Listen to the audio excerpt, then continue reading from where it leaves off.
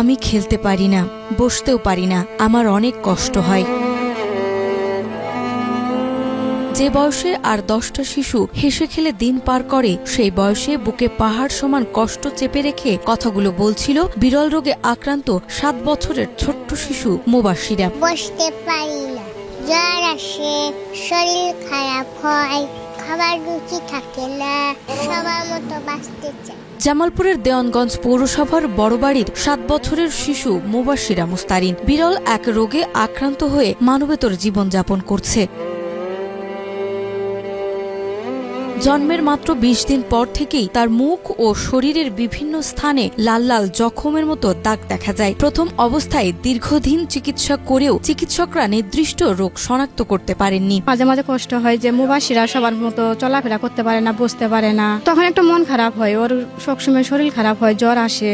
অর্থাভাব ও সুনির্দিষ্ট চিকিৎসার অভাবে ধীরে ধীরে মুবাশিরার পুরো শরীরে রোগ ছড়িয়ে পড়ে। পরবর্তীতে ধারণা করা হয় মুবাশিরা প্রোজেরিয়া নামক বিরল রোগে ভুগছে। এই রোগের শিশুদের দেহ অস্বাভাবিকভাবে দ্রুত বার্ধক্যের দিকে ধাবিত হয়। জন্মের সময় সুস্থ দেখালেও কিছুদিন পর থেকেই দেহের বৃদ্ধি থেমে যায়, চামড়া কুঁচকে যায়, চুল পড়ে যায় আর দেখতে বয়সের তুলনায় অনেক বেশি বড় মনে হয়। চিকিৎসকরা এই রোগে আক্রান্ত এটাই তো বুঝে নেই, বলবো কি, আমরা তো কোনো পরীক্ষা নিরীক্ষা করি না, তখন ছোট ছিল, যত বড় হলে তখন সে আস্তে আস্তে বোঝা গেল যে এই রোগে আক্রান্ত।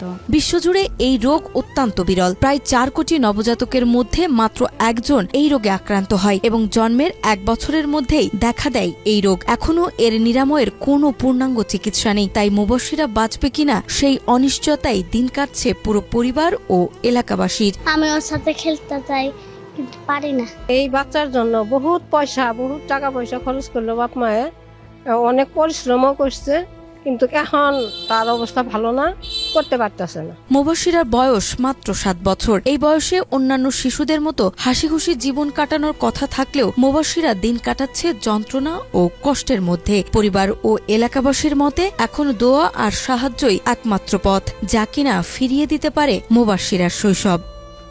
নাজমা, মাই টিভি।